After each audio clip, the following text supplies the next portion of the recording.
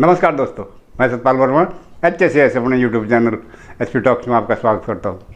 दोस्तों, आज की वीडियो शुरू करने से पहले मैं आपको ये बता दूं कि आज की वीडियो के हमारे short out viewer subscriber member जिनका नाम है श्री सुंदरलाल जी, ये हमारे चैनल के प्राइमरी मेंबर बने हैं। इनको बहुत बहुत बधाई। दूसरी बात मैं आपको ये बताना चाहता हूँ कि आप हमारे चैनल से जुड़िए। हमारे जो व्यूवर्स के लिए हमने प्लान किए हैं वो 4 प्रकार के हैं। हमारे हर वीडियो के साथ आपको 2 बटन दिखाई देंगे, एक ज्वाइन बटन है और दूसरा थैंक्स बटन है। ज्वाइन बटन को आप क्लिक करेंगे तो आपके सामने हमारे जो पर्क्स हैं, जो प्लान हैं, वो जो फैसिलिटी हम दे रहे हैं आपको, वो मेंबरशिप बढ़ने के लिए आपको दिखाई देंगे। उसमें आप कोई सा भी प्लान चूज करके हमारे चैनल के मेंबर बन सकते हैं और फैसिलिटी जो भी प्लान में बताई गई है वो आपको मिलती रहेंगी। और दोस्तों, तीसरी जो बताई कि थैंक्स बटन है, यदि आप हमारे चैनल को फाइनेंशियली सपोर्ट करना चाहते हैं, वॉलंटरली ऑप्शनल है, ये कंपलसरी नहीं, मेंबर बनना भी कंपलसरी नहीं है, तो आप थैंक्स बटन दबाइए, जिससे आपको आगे की प्रक्रिया मिलेगी। आप हमें फाइनेंशियल भी सपोर्ट कर सकते हैं, वो आपकी इच्छा है।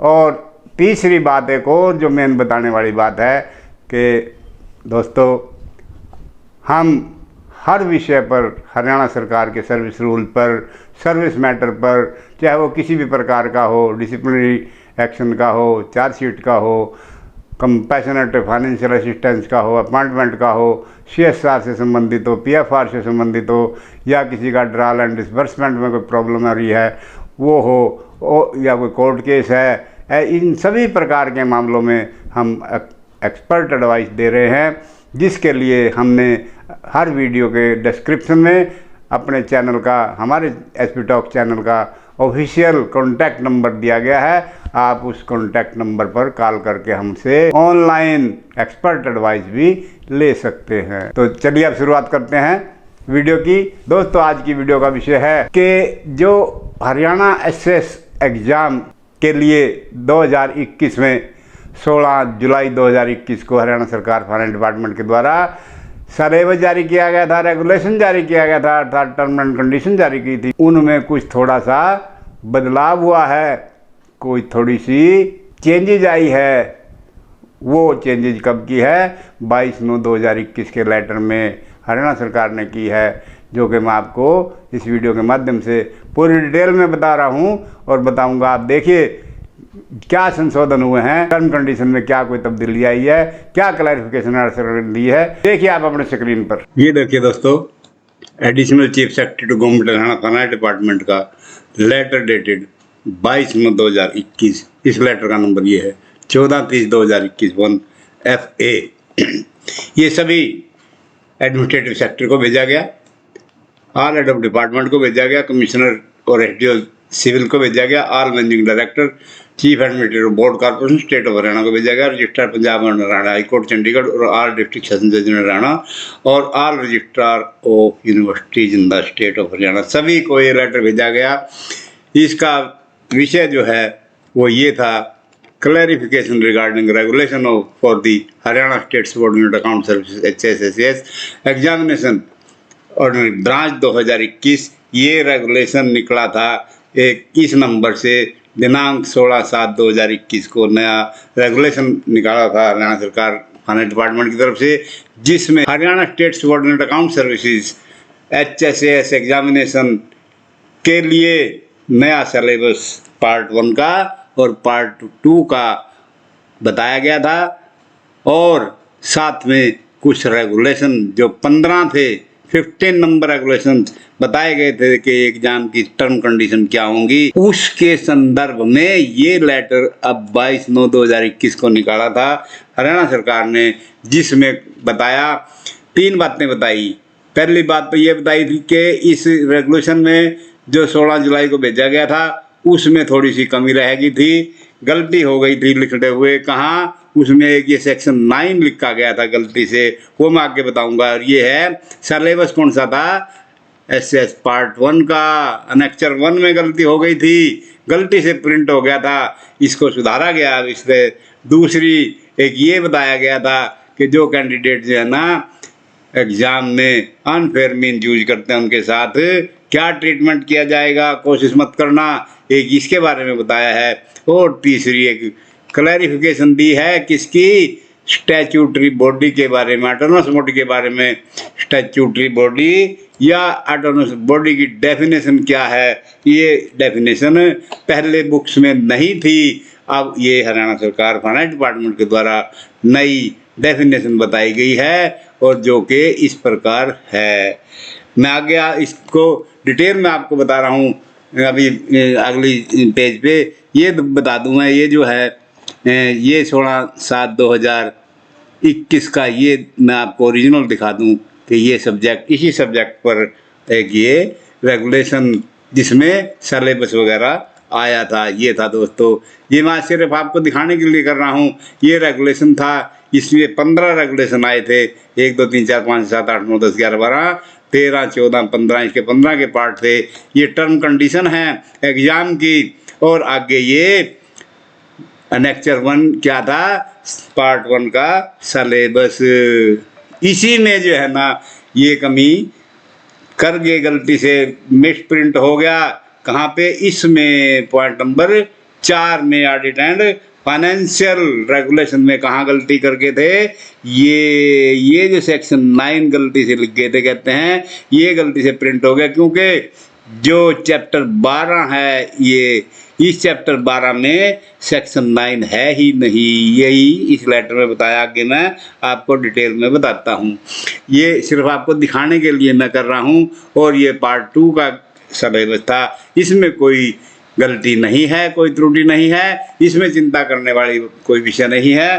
पार्ट 1 वालों की भी कोई चिंता का विषय नहीं, हल्का सा है, वो मैं आपको डिटेल में बता रहा हूँ कि जो ये लेटर में दिखाया गया है, इसमें क्या दिखाया है, कौन से में, additional chief secretary to government Haryana finance department letter dated 22/9/2021। Starting में जो मैंने बताया उसमें ये regulation for the Haryana subordinate account services examination 2021 में जो त्रुटियां और जो इनकम्प्लीशंस थी वो अब इस लेटर से दूर कर दी गई। पहली त्रुटि क्या बताई, क्लैरिफिकेशन दी सिलेबस पार्ट 1 में, क्या कहते हैं जी, इस लेटर में जो गलती से क्या हुआ था, द वर्ड सेक्शन 9 ओनली, ये जो शब्द थे कहाँ पे, आफ्टर 12, मैंने आपको दिखाया था अभी कि ये जो 12 था इसके बाद ये गलती से लिख दिया गया, कहाँ, ये लिख दिया गया 9 ओनली, ये गलती से लिखा गया। और इसको जो है ना कहते हैं, जब क्या कर दो, मिटा दिया जाए, इसको डिलीट है, decided government has decided to delete the word section 9 only after 12, इसको मिटा दिया गया है क्योंकि 12 के बाद सेक्शन 9 है ही नहीं, does not exist in chapter 12 PFR volume 1। यही मैं आपको पूरा नक्शा बना के दिखा रहा हूँ, कहाँ गलती हुई, ये हुई थी गलती ऑडिट एंड फाइनेंशियल रेगुलेशन में, ये जो गलती हुई थी ये दोबारा फिर मैं दिखा रहा हूँ। ये 12, इसके बाद चैप्टर 12 था, इसके बाद जो सेक्शन 9 ओनली शब्द लिखा गया, ये मिटा दो। अब ये डिलीट समझें, यहाँ पे कंफ्यूजन हो रही थी कैंडिडेट्स की, इसको दूर कर दिया गया। अब जो मैंने आपको 15 रेगुलेशन दिखाए थे कि एग्जाम कंडक्ट कराने की, रेगुलेशन का मतलब टर्म कंडीशन क्या थी, उनमें एक और जोड़ दी गई। वो क्या है कि कैंडिडेट यदि अनफेयर मीन्स यूज करता पाया गया, कहाँ, Haryana state account services subordinate account services में, जो आने वाले समय में लिया जाएगा। पार्ट 2 का होने जा रहा है सितंबर में, संभावनाएं है, मैंने वीडियो में बताया है, तो ध्यान देना इस बात पे। ये रेगुलेशन बहुत खतरनाक रेगुलेशन है, ये मैं आपको डिटेल में बता रहा हूँ। क्या कहा कि यदि ऐसा करता पाया गया, ये सरकार का डिसीजन हो चुका है, तो उसका his her candidature for this exam will be considered, उसका कैंडिडेचर समाप्त कर दिया जाएगा। और ही सी will also be debarred debar कर दिया जाएगा, उससे पृथक कर दिया जाएगा। कहाँ? नेक्स्ट अटेम्प्ट में एग्जाम में अपीयर होने के लिए जो एचएस का होगा। और दोस्तों ये कोई नई बात नहीं है, ये पहले ही पिछले साल हरियाणा एक्ट नंबर 25/2021 सरकार के द्वारा बनाया गया है, जिसका गजट नोटिफिकेशन भी हो चुका है। इसका नाम है Haryana public examination prevention of unfair means act 2021। इसमें दोस्तों सजा का भी प्रावधान किया गया है कि सरकार के द्वारा किसी भी प्रकार का एग्जाम लिया जाएगा और अनफेयर मीन्स यूज प्रयोगकर्ता कैंडिडेट पाया जाता है तो उसके खिलाफ एफआईआर लॉन्च होगी। और एफआईआर के तहत के लिए इसमें प्रावधान किया है कि इस एक्ट के तहत उसको सजा का प्रावधान होगा। उसका जो एसोसिएट, यदि कोई एसोसिएशन कर रहा है उसके साथ उसकी मदद कर रहा है पर्ची वगैरह फेंकने में, बाहर का कोई आदमी आउटसाइडर, उसको भी सजा होगी। इसको तो होगी कैंडिडेट को, उसको भी होगी। और यहाँ तक कहा इस एक्ट में, यदि सुपरवाइजर जो इन्विजिलेटर स्टाफ होता है वो भी यदि सपोर्ट करता पाया गया अनफेयर मीन यूज में, उसको भी सजा हो सकती है। तो ये बहुत खतरनाक एक्ट है। मैं आप लोगों से यही सुझाव दूंगा, यही आपको राय दूंगा कि अनफेयर मीन्स यूज ना करें। और गलती से यदि किसी के पास कोई कागज का टुकड़ा पड़ा मिल जाए किसी को, तो तुरंत अपने इन्विजिलेटर को बताएं कि मेरे साथ में मेरी सीट के पास ये कागज पड़ा हुआ है, इसको उठा लीजिए, अन्यथा कार्रवाई हो सकती है। ये बड़ा खतरनाक, दोबारा देख लीजिए इसको। ये रेगुलेशन है कि अनफेयर मीन्स यूज करता पाया गया तो उसके खिलाफ सख्त कार्रवाई होगी। और यहाँ बता दिया कि कैंडिडेचर समाप्त भी कर दिया जाएगा उसका, और उसको डीबार कर दिया जाएगा। इसके साथ साथ ये मेरा फर्ज था बताना, हालांकि इसमें ये बात नहीं लिखी है लेटर में, लेकिन ये एक्ट बन चुका है। इसके बाद दोस्तों 3 नंबर पे क्लैरिफिकेशन दी है। 3 नंबर क्लैरिफिकेशन में क्या कहा कि इनसे अलग गवर्नमेंट ने एक डेफिनेशन दी है, क्लैरिफाई की है, और वो क्या है? स्टैट्यूटरी बॉडी, स्टैट्यूटरी बॉडी या ऑटोनोमस बॉडी जिसको कहते हैं, उसकी क्या डेफिनेशन है, क्या परिभाषा है? पहले किताबों में ये नहीं थी, अब ये कहा है क्या कि वो स्टैट्यूट के द्वारा बनाई गई हो या किसी स्टेट या सेंट्रल गवर्नमेंट के एक्ट के द्वारा जो बनाई गई है, संवैधानिक तौर पे बनाई गई है, वो ही स्टैट्यूटरी और ऑटोनोमस बॉडी कहलाती हैं। आगे कहा कि नंबर 2 में इज फाइनलाइज्ड होली और सब्सटेंशियली, जो कि पूर्ण रूप से या संवैधानिक तौर पर फ्रॉम द सेस के द्वारा, कहाँ? या सेंटर और स्टेट गवर्नमेंट की ग्रांट के द्वारा, सेस एक चार्ज होता है, इसके द्वारा सब्सटेंशियली पूर्ण रूप से, अर्थात मीन्स कितनी 50% से ज़्यादा का जिसका खर्चा हो और वो सेस के द्वारा हो रहा हो उस ऑटोनोमस बॉडी का, तो वो क्या कहेगी? इज मेट थ्रू सेस और सेंट्रल स्टेट गवर्नमेंट, वही से ऑटोनोमस बॉडी कहलाई जाएगी जो 50% से ज़्यादा खर्चा जिसका सेस के द्वारा हो रहा है या सेंटर या स्टेट के द्वारा ग्रांट दी जा रही है। ऐसा है तो फिर तो आती है वो इस डेफिनेशन में, स्टैट्यूटरी बॉडी या ऑटोनोमस बॉडी के अंतर्गत, अदरवाइज नहीं। और इसकी एक्सप्लेनेशन, स्पष्टीकरण भी आगे दिया है क्या कि ये जो स्टेट ऑटोनोमस बॉडी है ना बताई गई, इसमें यूनिवर्सिटी शामिल हैं, यूनिवर्सिटी तो शामिल हैं, लेकिन बट डज नॉट इंक्लूड, इसमें वो शामिल नहीं है। कौन सी?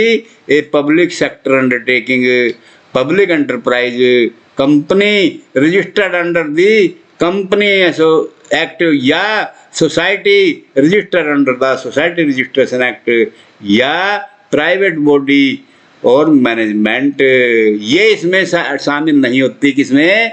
ऑटोनोमस बॉडी और स्टैट्यूटरी बॉडी में ये शामिल नहीं होती। जो लास्ट में ये बताई कौन कौन सी, दोबारा से देख लें। Public sector undertaking, public enterprises, company registered under the company act और या सोसाइटी है कोई जो कि रजिस्टर हुई है सोसाइटी रजिस्ट्रेशन एक्ट के तहत, चाहे वो सेंटर का है या स्टेट का है, और या प्राइवेट बॉडी है या कोई मैनेजमेंट है, ये शामिल नहीं होती। तो ये दोस्तों मैंने आपको बताना जरूरी समझा कि आप अपने सिलेबस में पार्ट 1 वाले ये थोड़ा सा करेक्शन कर लें, बाकी आप अपनी एग्ज़ाम की तैयारी करें दोस्तों। तो ये देखा दोस्तों आपने कि एसएस एग्ज़ाम में थोड़ी बहुत 3 प्रकार की तब्दीलियाँ आई हैं। इसको आप जो है ना आप अपना रिकॉर्ड ठीक कर लीजिए, जो रेगुलेशन आपके पास है उसमें आप ये जो डिलीशन है वो डिलीशन कर लीजिए, क्लैरिफिकेशन है वो ऐड कर लीजिए। और दोस्तों आप अपने एग्ज़ाम की तैयारी जारी रखें। एग्ज़ाम जल्दी ही होंगे, क्योंकि जिस वजह से एग्ज़ाम रुके हुए थे वो नोटिफिकेशन होने जा रही है, जल्दी हो जाएगी हरियाणा सरकार की तरफ से, क्योंकि उसमें जो सेक्शन ऑफिसर के रिक्रूटमेंट रूल थे उनमें कुछ चेंज करना था, कुछ मॉडिफिकेशन करनी थी, उनमें कुछ अमेंडमेंट करनी थी, वो सरकार कर रही है और जल्दी ही नोटिफिकेशन होगा। और मैं आपको जैसे ही मुझे सूचना मिलेगी मैं आप तक पहुंचाने की तुरंत कोशिश करूंगा दोस्तों। यदि आपको मेरा वीडियो पसंद आया है तो आप मेरे वीडियो को लाइक और शेयर अवश्य करें, और जो लोग मेरे चैनल से अभी जुड़े हैं मेरे चैनल को बेल आइकन का बटन प्रेस करके तुरंत सब्सक्राइब करें दोस्तों। देखिए दोस्तों, आपकी द्वारा लाइक शेयर और सब्सक्राइब किया जाना मेरा उत्साहवर्धक करता है। मैं आपको पहले भी बड़े अच्छे वीडियो दिए हैं मैंने आपको, आप अच्छे कमेंट भी कर रहे हैं, और मेरा आपसे आश्वासन है कि मेरे वीडियो कभी भी रूल से हटकर नहीं होंगे। मैं अपनी तरफ से कुछ भी ऐड नहीं करता, जो हरियाणा सरकार रूल में प्रावधान करती है या उसमें कोई अमेंडमेंट करती है, मॉडिफिकेशन करती है, उसी को लेकर के मैं आपके सामने वीडियो लेकर आता हूं, ताकि आपको दफ्तर में ऑफिस में अपने कार्य निपटाने में कुशलता आए और अपने क्लेम प्राप्त करने में जितने भी कर्मचारी वर्ग हैं सभी को अपने क्लेम जो भी उनके हैं फैसिलिटी हैं उनको कानून की दृष्टि से जो मिलना होता है वो प्राप्त करें। इन्हीं शब्दों से दोस्तों नमस्कार।